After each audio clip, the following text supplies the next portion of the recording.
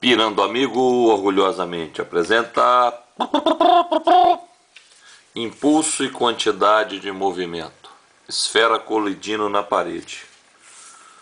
Uma esfera de massa 200 gramas se move horizontalmente para a direita com velocidade de 54 km por hora.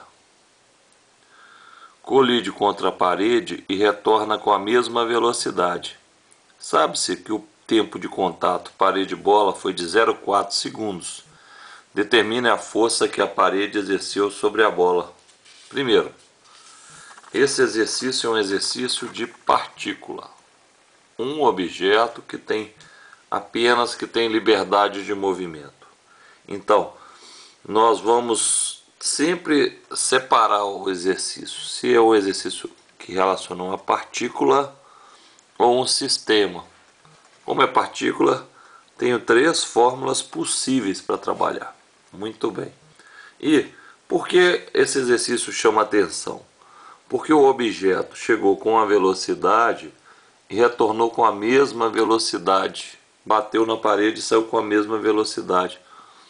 Dando a entender que não houve variação de velocidade. Como velocidade é vetor, mudou o sentido da velocidade. Então, houve variação. Antes da colisão. Antes, a velocidade inicial era 54 km por hora, dividindo por 3,6, velocidade inicial 15 metros por segundo. Então, ele vai colidir na parede com velocidade de 15 metros por segundo. Quantidade de movimento é massa vezes velocidade. 200 gramas corresponde a 0,2 quilos, 54 km por hora é 15 metros por segundo.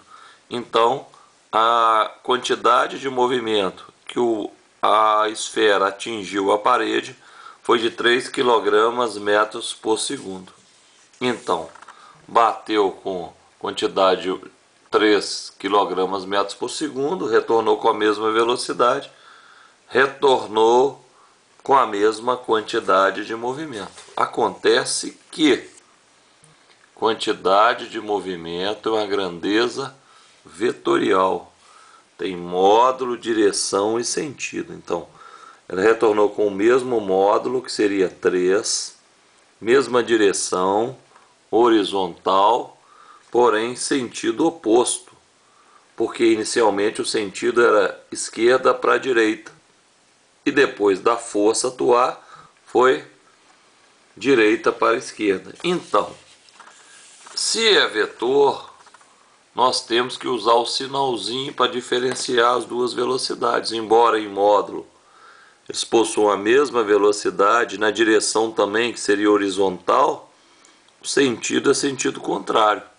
Então teríamos que atribuir uma velocidade como mais e uma como menos. Consequentemente, uma quantidade de movimento como mais e uma como menos. Eu aconselho que a gente considere como positivo sempre o sentido final. Quando chega num sentido e retorna no outro, vamos adotar o positivo o final, porque assim nossas respostas vão ser positivas. E se eu adotar no sentido contrário, está errado? Não. Só que nós vamos achar as respostas negativas. E muitas vezes que a gente acha a resposta negativa, a gente fica na dúvida se nós acertamos ou não. Então vamos lá. Eu estou adotando aqui no meu exercício o sentido positivo, o sentido do final. Então a quantidade de movimento final vai ser mais 3 kg metros por segundo. E a inicial, que está no sentido contrário ao sentido positivo, será de menos 3 kg metros por segundo. Então vamos ver. Impulso é igual a variação da quantidade de movimento. Impulso é Q final menos inicial. Como nós adotamos o sentido do Q final como positivo, vai ser 3 menos 3. Então deu 6 newtons vezes segundos. Ok. Agora, eu estou procurando, na verdade, a força que foi aplicada. Como eu achei que o impulso é mais 6, impulso é força vezes ΔT. 6 é igual a F vezes 0,4. Força igual a 6 dividido por 0,4. A força foi de 15 newtons. Últimas considerações. Bem, a força aplicada foi no sentido oposto da velocidade. Então, o mínimo que essa força vai fazer é diminuir o módulo da velocidade. Só que nesse caso, o tempo e a intensidade dessa força fizeram com que diminuísse a velocidade tanto que a gente mudou o sentido do movimento, não é? Bem, sempre que a força tem um sentido oposto do deslocamento, o movimento é retardado, que do lado da força vai ter uma aceleração. Essa força vai estar atrapalhando o movimento, não é? Então, impulso é o que? Força vezes ΔT. Ok. A força foi no sentido contrário do movimento. Então, o que essa força vai fazer com o movimento? Inicialmente, essa força começa a diminuir a velocidade. A força está para a esquerda, a velocidade é para a direita.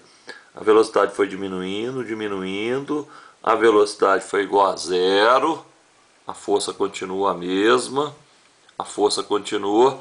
A velocidade começa a aumentar no sentido contrário. Então, aqui a gente até volta um pouco nos conceitos de cinemática para entender isso. Ok? Inicialmente o movimento, se a força for constante, né, e continuar atuando no sentido contrário da velocidade, inicialmente o movimento é retardado, vai diminuindo a velocidade do móvel até ele parar. Quando ele para, se a força continuar, ele vai mudar o sentido do movimento e o movimento passa a ser acelerado. Ok? Muito obrigado pela atenção. Valeu!